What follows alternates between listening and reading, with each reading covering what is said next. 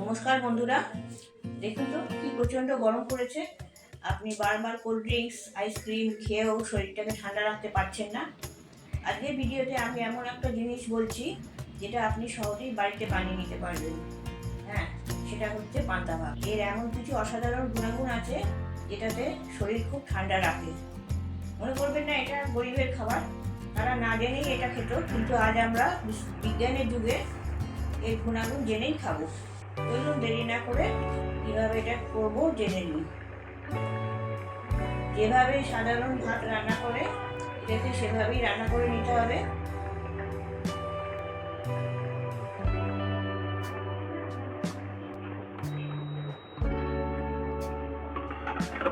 তারপর সেই গরম ভাতকে ঠান্ডা করে যতটা ভাত আছে তার উপর পর্যন্ত জল মিশিয়ে সারা রাত একটা পরিষ্কার থালা দিয়ে ঢেকে রাখতে হবে।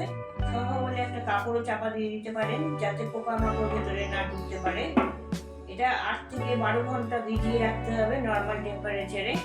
তখন এতে ফার্মেন্টেশন বা গাজন প্রক্রিয়া ঘটবে।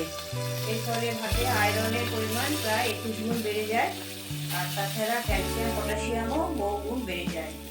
এটা শরীরকে খুবই ঠান্ডা রাখে। এটা হিট স্ট্রোক আটকায়।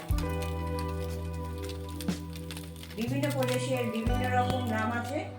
উড়িষ্যায় একে পাখালি ভাত বলা হয়, আসামে পৈতা ভাত, ছত্তিশগড়ে বোড়ে ভাত।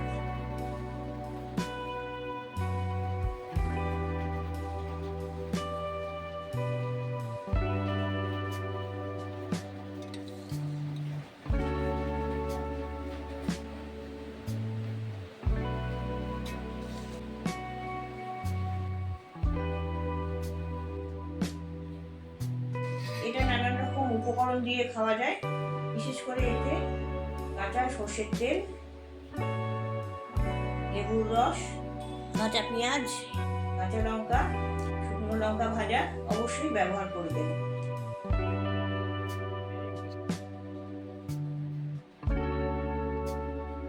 এছাড়া সাইড ডিশ হিসেবে আলু মাখা, বিভিন্ন রকম তেলে ভাজা, মাছ ভাজা, ডিম ভাজা, শাক ভাজা, আলুর চোখা ইত্যাদি সহযোগে খেলে গ্রীষ্মের দুপুরগুলোতে দারুণ স্বস্তি মিলবে। যারা এখনো পান্তা ভাতের স্বাদ আস্বাদন করেননি তারা এই গরমে এটা ট্রাই করুন।